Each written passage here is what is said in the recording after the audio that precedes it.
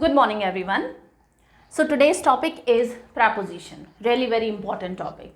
जितने भी exams competitive exams हैं जिनमें इंग्लिश पूछी जा रही है उन सब के सब में जो इंग्लिश ग्रामर वाला पार्ट आता है, राइट, जो इंग्लिश ग्रामर का जो पार्ट आता है जिन भी एग्ज़ाम में, चाहे वो एसएससी के एग्ज़ाम्स हों, चाहे वो आपका आरएस का एग्ज़ाम हो, चाहे वो यूपीएससी की मेंस का एग्ज़ाम हो, जो भी कॉम्पिटिटिव एग्ज़ाम है जिनमें ग्रामर पूछी जा रही है, वहाँ पर प्रपोजिशन अपने आप में एक बहुत इम्पॉर्टेंट टॉपिक है।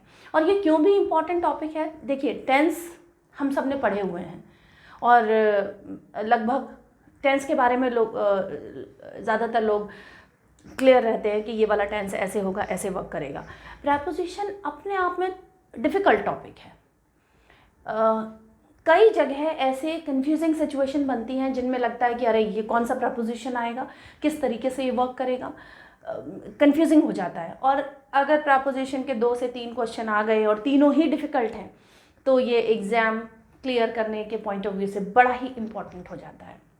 ठीक है, एक्टिव पैसिव बहुत प्रैक्टिस कर लेते हैं बच्चे, डायरेक्ट इनडायरेक्टली बहुत प्रैक्टिस करते हैं। कंजंक्शन और प्रपोजिशन ये दो कुछ ऐसे टॉपिक हो जाते हैं जिनमें कन्फ्यूज़न बन सकता है। ठीक है, तो आज हम लोग प्रपोजिशन के बारे में सारी ही बातें करेंगे। क्या होता है प्रपोजिशन, किस तरीके से ये वर्क करता है, मेजर प्रपोजिशन क्या होते हैं और क्वेश्चन एग्जाम में आने वाले क्वेश्चंस क्या होते हैं। ठीक है, तो प्रपोजिशन वो होता है जो कि प्रपोजिशन नाउन का पूरे सेंटेंस में नाउन का रिलेशन क्या है, सेंटेंस से नाउन का रिलेशन क्या है, तो वो प्रपोजिशन से दिखाई देता है। जैसे the cat is sitting under the table, तो ये जो अंडर है, कैट कहाँ बैठी हुई है, under the table, on the table, behind the table, beside the table, in front of the table.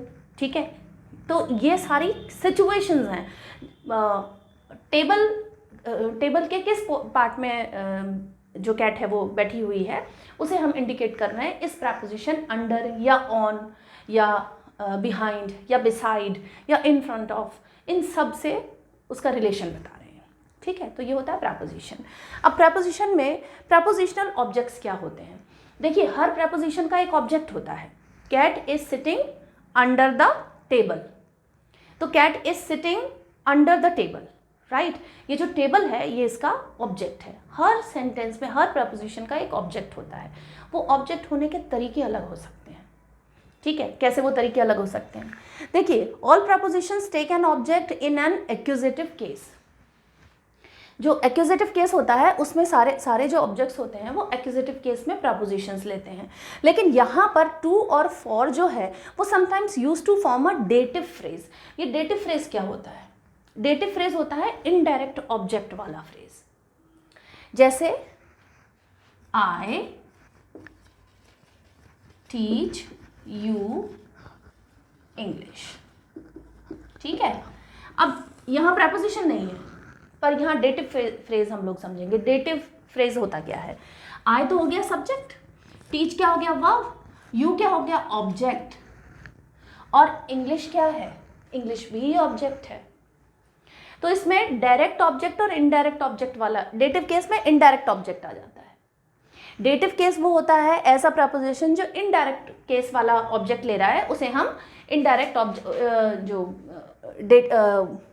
To और फॉर से बनने वाले जो प्रपोजिशन होते हैं वो कभी कभी डेटिव केस भी ले लेते हैं। जैसे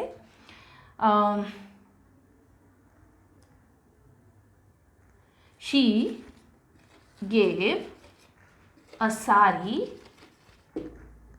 टू हिम, हिम तो नहीं होगा, टू हर। ठीक है, हिम तो एक मेल को दिखाता है और साड़ी की कहाँ ज़रूरत है एक मेल को, तो she gave a sari to her, ये जो टू लगा हुआ है हर के आगे, तो हर एक ऑब्जेक्ट है लेकिन वो डेटिव केस का ऑब्जेक्ट है। ठीक है, ये डेटिव केस को दिखाने के लिए हम कई बार ये जो टू प्रपोजिशन है वो टू प्रपोजिशन डेटिव केस को दिखाता है। इसी तरीके से फॉर भी, जैसे फॉर वाला एग्जाम्पल देखिए, she bought, again a sari, sari की जगह शर्ट भी हो सकता था।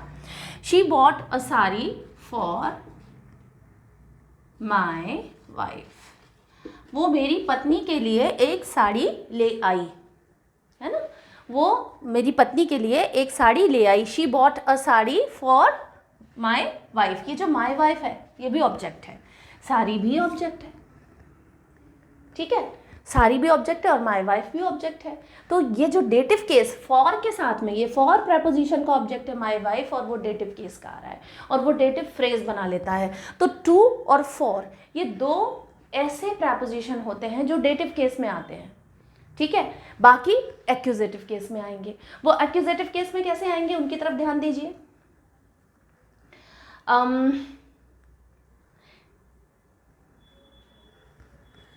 जैसे they live in Jaipur, they live in Jaipur, तो ये जो इन है इस प्रेपोजिशन का केस आ रहा है, ये एक्यूजेटिव केस में है और ये है जयपुर। जयपुर एक नाउन है और वो एक्यूजेटिव केस में है। ये जितने भी ऑब्जेक्ट हैं वो नाउन भी हो सकता है, वो प्रोनाउन भी हो सकता है, वो और तरह के फिगर ऑफ स्पीच भी वहाँ पे आ सकते हैं, और तरह के parts of speech, I am so sorry, figure of speech नहीं, और तरह के पार्ट्स ऑफ स्पीच भी आ सकते हैं नाउन और प्रोनाउन के अलावा भी। तो यहाँ पर दे लिव इन जयपुर, ये जयपुर एक नाउन है और प्रेपोजिशन इन का ऑब्जेक्ट एक नाउन है जो कि एक जयपुर है, जो कि एक्यूजेटिव केस में है। लेकिन हमने देखा कि यहाँ टू और फॉर ये समटाइम्स कैसे यूज होते हैं, टू और फॉर ये दोनों कई बार डेटिव फ्रेज भी बनाते हैं। डेटिव फ्रेज ऐसे बना रहे हैं जैसे she gave me, dative phrase मतलब होता है इनडायरेक्ट ऑब्जेक्ट, ठीक है। तीसरा जो चीज लिखी हुई है कि of to form a genitive phrase, जो ऑफ है वो एक जेनेटिव फ्रेज भी बनाता है। कैसे बनाता है? ये जो ऑफ है, ऑफ प्रेपोजिशन ऑफ जो है वो कई बार जेनेटिव फ्रेज भी बनाता है। एग्जाम्पल देखिए, I must paint the legs of the chair. कोई चेयर है ना, कोई चेयर है और उसके जो लेग्स हैं वो लेग्स मुझे पेंट करने होंगे, मुझे ज़रूर ही वो मस्ट मतलब बिल्कुल करना ही पड़ेगा, मुझे चेयर के लेग्स भी पेंट करने पड़ेंगे। तो ऑफ का रिलेशन दिखा रहा है, संबंध कारक, जो संबंध कारक दिखा रहा है यहाँ पर, चेयर का संबंध दिखा रहा है लेग्स से, तो लेग्स ऑफ द चेयर, ये संबंध कारक जब दिखाता है उसे ही जेनेटिव फ्रेज बोलते हैं। जेनेटिव फ्रेज जो होता है, जेनेटिव फ्रेज का मतलब संबंध कारक दिखा रहा है। तो फॉर जो है ये, सॉरी ऑफ जो है, ये ऑफ प्रेपोजिशन वो जेनेटिव फ्रेज में भी आता है। ये कुछ चीज़ें क्लियर हो गई। अब आगे देखते हैं कुछ और बातें प्रेपोजिशन से रिलेटेड। देखिए, कुछ प्रेपोजिशन आपको लास्ट में भी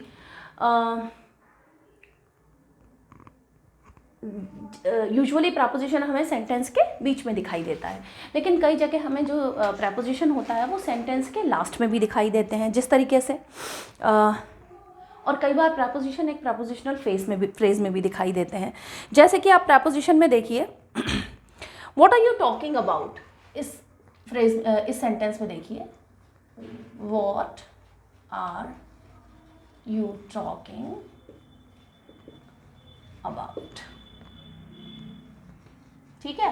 ये जो अबाउट है ना, ये एक प्रेपोजिशन है जो कि आ रहा है लास्ट में। What are you talking about, I am talking about you.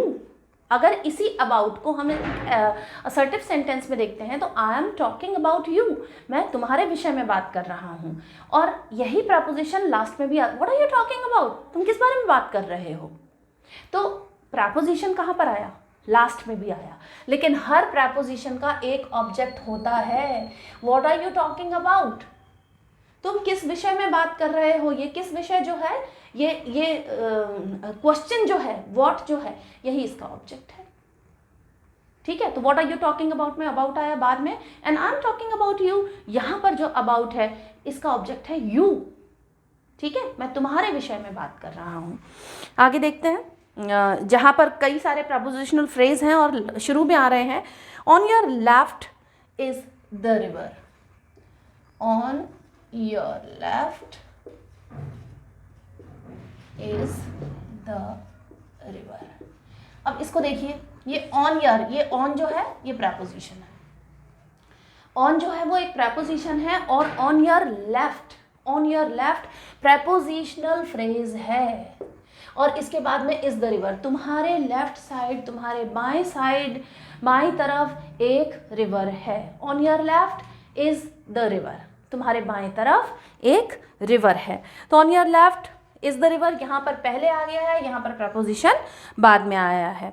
Who did you give the book to, who did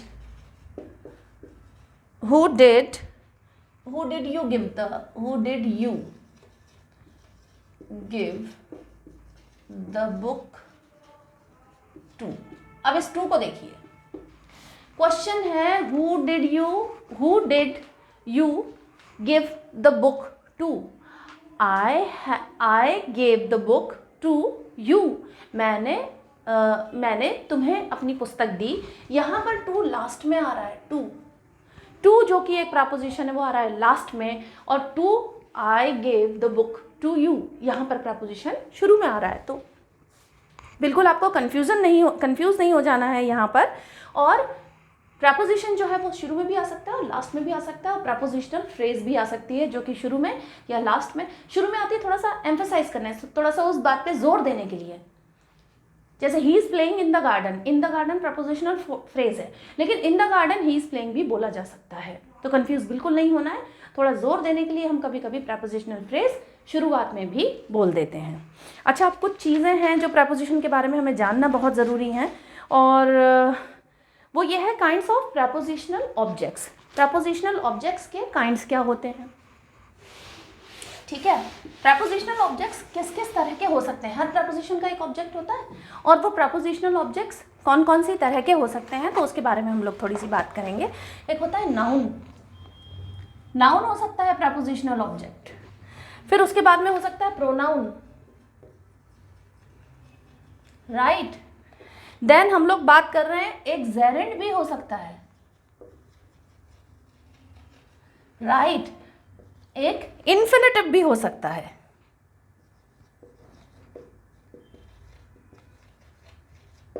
ठीक है। इसके बाद में एक फ्रेज भी हो सकती है, और एक क्लॉज भी हो सकता है, ठीक है भाई।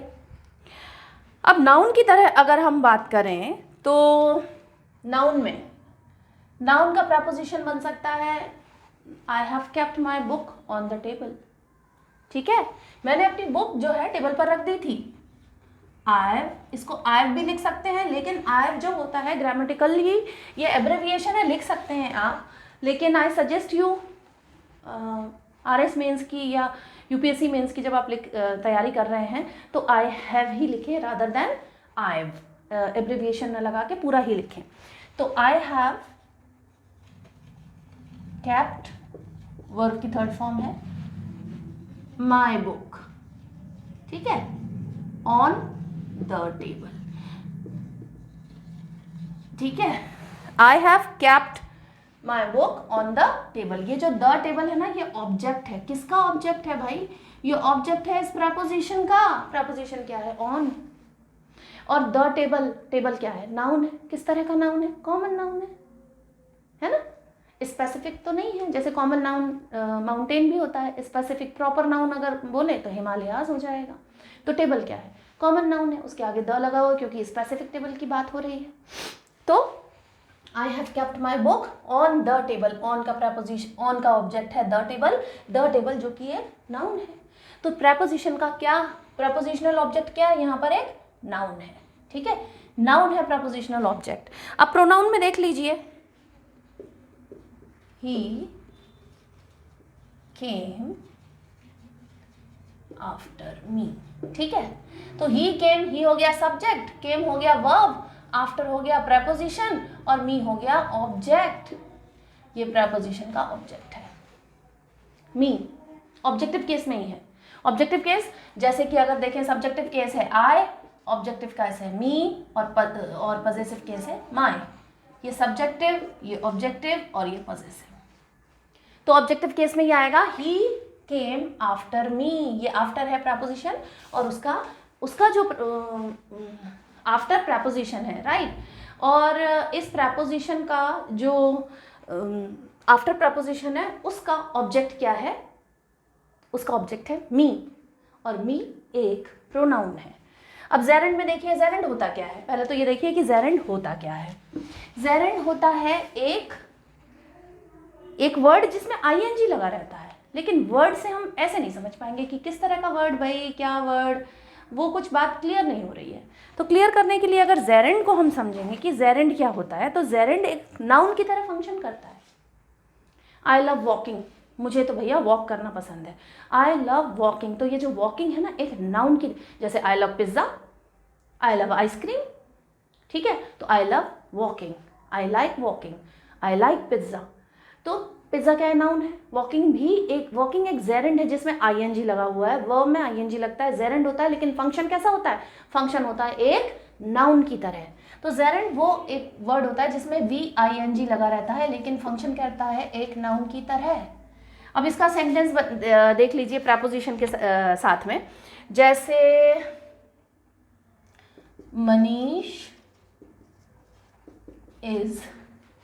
Manish is fond of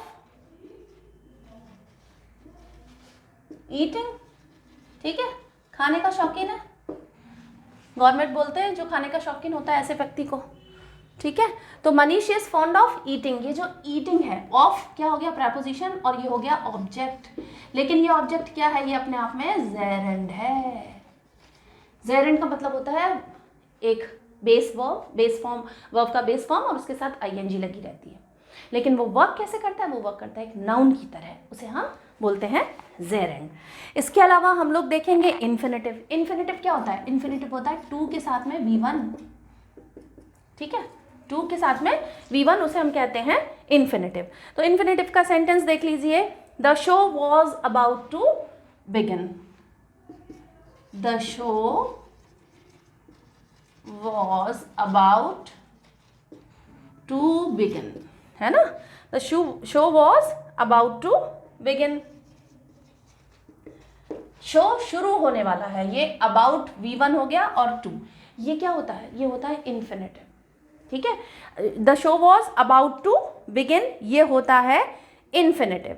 अब इन्फिनेटिव जो होता है, ये इन्फिनेटिव किस तरीके से एक एडजेक्टिव की तरह काम कर सकता है, एक एडवर्ब की तरह काम कर सकता है, और एक नाउन की तरह भी काम कर सकता है। ये एक नाउन की तरह काम कर सकता है, एडजेक्टिव की तरह काम कर सकता है, और एक एडवर्ब की तरह काम कर सकता है, ठीक है। कैसे, आई वॉन्ट टू रीड, अगर हम इसको कर देंगे आई वॉन्ट टू रीड, तो ये क्या है, ये एक नाउन है। I want to read, I want a cup of coffee, I want a car, ये सब नाउन है ना, a car, a cup of coffee सब नाउन है ना, इनको रिप्लेस कर रहे हैं तो ऐसे कैसे रिप्लेस हो जाते हैं। यहाँ पर to read क्या है, एक नाउन की तरह वर्क कर रहा है, एडजेक्टिव की तरह। देखिए I have books to read, ये एडजेक्टिव की तरह काम कर रहा है। I have a car, car क्या है, एडजेक्टिव है, बिल्कुल। I have a car, यहाँ पर कार एक एडजेक्टिव है, और इसी तरीके से I have books to read, ये to read जो है वो एडजेक्टिव की तरह वर्क कर रहा है। एडवर्ब को देखिए, she ran fast to catch, she ran fast to catch the bus, वो बस को कैच करने के लिए बड़ी ही तेजी से भागी। She ran fast to catch the bus, ये to catch जो है यहाँ पर एडवर्ब की तरह काम कर रहा है। to read वही 2V1 है, 2V1 है और 2V1 है, वर्ब की बेस फॉर्म है। ये I want to read, to read जो है एक नाउन की तरह वर्क कर रहा है।